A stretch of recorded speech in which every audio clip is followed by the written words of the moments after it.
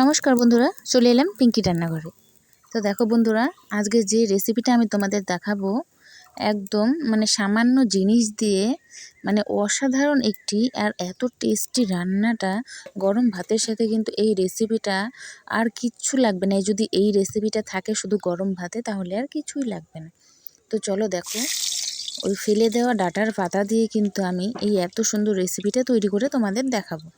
ঠিক আছে বন্ধুরা, তো দেখে নাও। পাতাগুলো ভালো করে, কচি পাতা ডাঁটার ভালো করে ধুয়ে নিয়েছি। তারপর এখানে গোটা কয়েক কোয়া রসুন দিয়েছি তেলে, আর কালো জিরে দিয়েছি একটু বেশি করে। তারপর কিন্তু আমি দেখো এখানে ডাঁটার যে পাতাটা হয় কচি কচি, সেই পাতাগুলো কিন্তু আমি এখানে দিয়ে দিয়েছি। দিয়ে ভালো করে কিন্তু নাড়াচাড়া করব।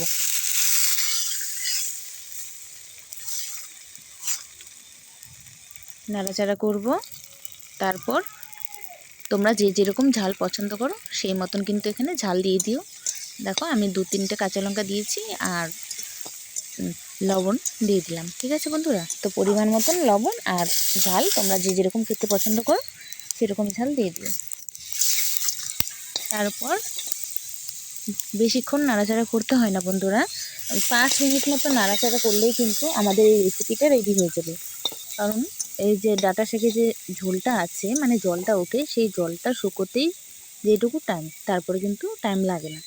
তো দেখো ঝোলটা আমার প্রায় শুকিয়ে এসছে। এখন কিন্তু আর কয়েকটা নাড়াচাড়া করলেই আমার কিন্তু রেডি হয়ে যাবে। দেখো, আর শাকটা কিন্তু এখন রেডি হয়ে গেছে, কারণ দেখি বুঝতেই পারছো আমি যেটুকু তেল দিয়েছিলাম সেই তেলটা কিন্তু ছেড়ে দিয়েছি শাকের থেকে।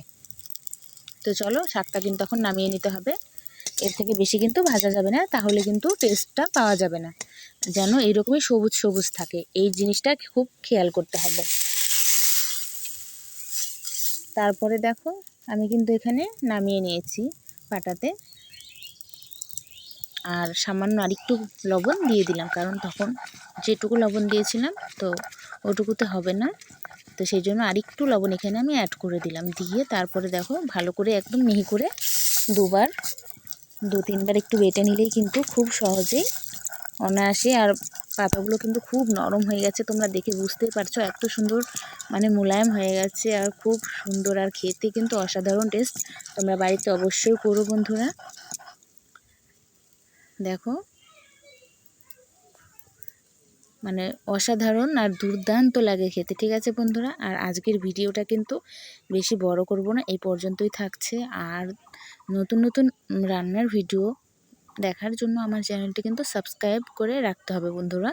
আর লাইক করে কমেন্ট করে জানাবে কেমন লাগলো, আর ভালো লাগলে সাবস্ক্রাইব করে পাশে থেকো। টাটা বন্ধুরা।